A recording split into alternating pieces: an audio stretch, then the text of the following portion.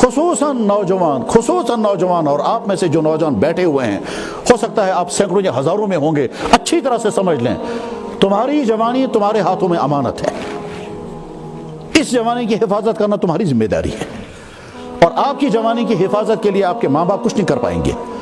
آپ کے استاد کچھ نہیں کر پائیں گے، آپ کا سماج کچھ نہیں کر پائے گا۔ آپ کو اپنی جوانی کی حفاظت کے لیے خود قدم اٹھانا ہے، اور جب جوانی کی حفاظت کرنی ہے تو مطلب اپنے ایمان، اپنے کردار، اپنی صحت، اپنی عادات کی حفاظت تمہیں کرنی ہوگی تو تم بچ سکو گے، ورنہ ایسا ہو سکتا ہے کہ تمہاری جوانی داغوں میں ڈوب گئی ہوگی اور آگے تمہاری فیملی لائف کامیاب نہیں ہوگی۔ پھر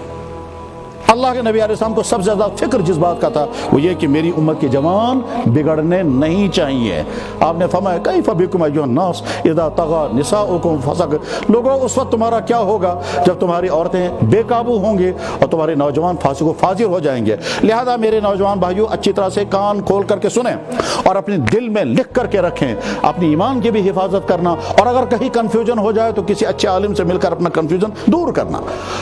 ایمان کا مطلب اللہ کی ذات، اللہ کے نبی کی ذات، آخرت کے متعلق دین کے کسی بھی چیز کے بارے میں کنفیوژن کہیں سے بھی آئے، چاہے کسی ویب سائٹ کے ذریعے، چاہے کسی فورم کے ذریعے، چاہے کسی تھیوری کے ذریعے، اور چاہے کسی گمراہ انسان کے ذریعے، اگر کنفیوژن کہیں آ گیا تو اپنے کنفیوژن کو دور کرنا، دماغ میں بٹھا کر مت رکھنا،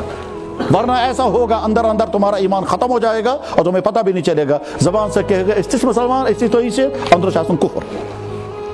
اپنے ایمان کی حفاظت، اس ایمان کی حفاظت کے لیے تمہیں ریسرچ کرنا پڑے، عالموں سے ملنا پڑے، سکالروں سے ملنا پڑے، ڈسکشن کرنا پڑے، مگر اپنے ایمان کو بچا لینا،